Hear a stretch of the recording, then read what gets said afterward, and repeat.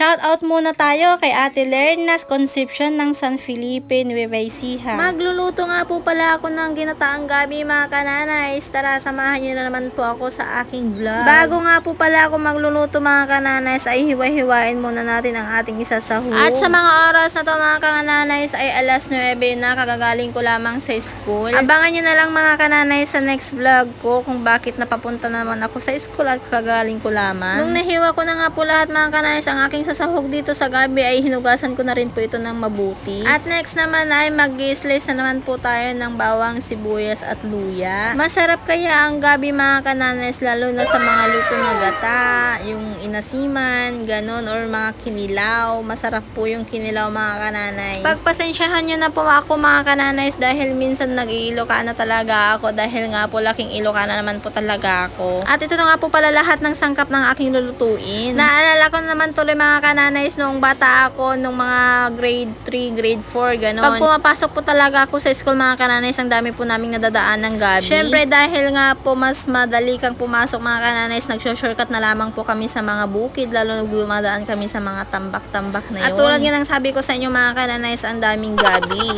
At pagka uwi na namin po ng hapon mga kananays galing eskwela, ay kumukuha po kami ng gabi. Syempre mga bata pa naman po kami noon at mga loka-lokaret po kami. At pag nagkataon na nakita kami ng may-ari na kumukuha po kami ng gabi, tumatakbo na po agad kami. Syempre nakakatakot naman yung may-ari, may dala-dala pang itak. Sino bang hindi matatakot mga kananay sa habulin ka ng may-ari tapos may dalang itak, malay mo tatagain ka.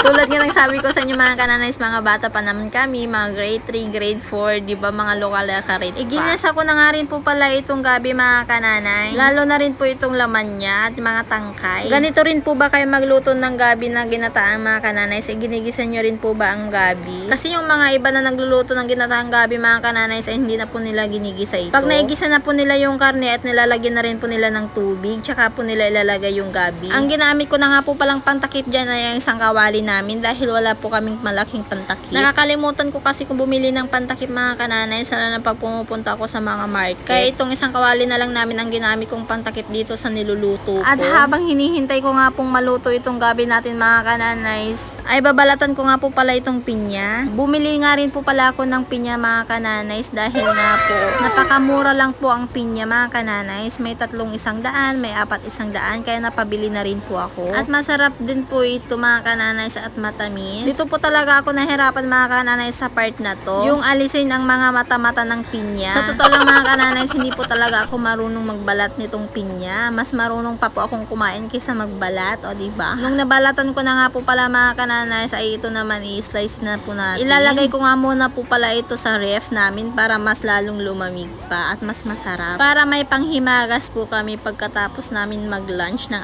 aking mga Janakis.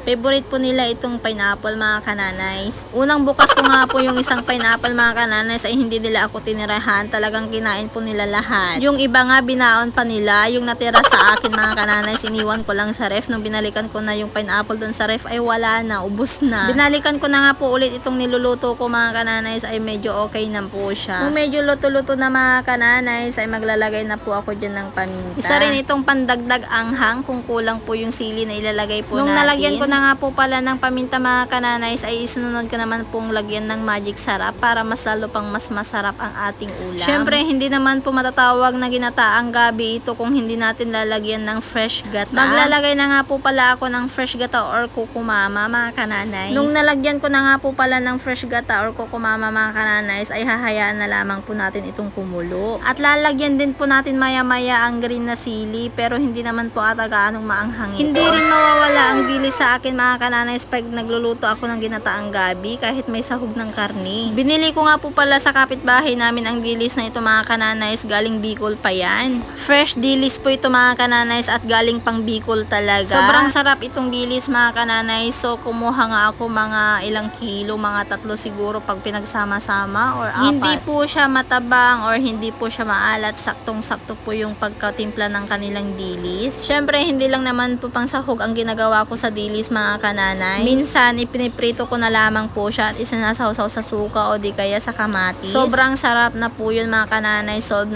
na po kaming mag-iina. At ito na nga, maglalagay na nga po pala tayo ng sili. Dahil nga hindi ko po sure kung maanghang ito or hindi maanghang, kaya konti lang ang aking inilagay. Kung inilagay ko naman po lahat, kung maanghang po ang sili ay hindi na makakaulam ang aking mga anak. So ako na lamang mag-uulam. So hindi naman po pwedeng ganon. Kung ano man po yung aking niluto mga kananay ay dapat makakakain din ang aking mga anak. Kaya pag naglalagay ako ng sili mga kananay ay tinitikman ko po muna yan bago ko ihalo sa aking niluluto. Nung nakaluto na nga po pala ako mga kananay ay nagsanlok na rin po ako yan dahil tanghali na po at nandito na ang aking mga estudyante. At bago naman po matapos ang aking video mga kananay, don't forget to subscribe my YouTube channel. And don't forget to share and like. Sabayan nyo na naman po kaming kumain ngayong tanghali mga kananay. So ayan, thank you for watching. God bless everyone.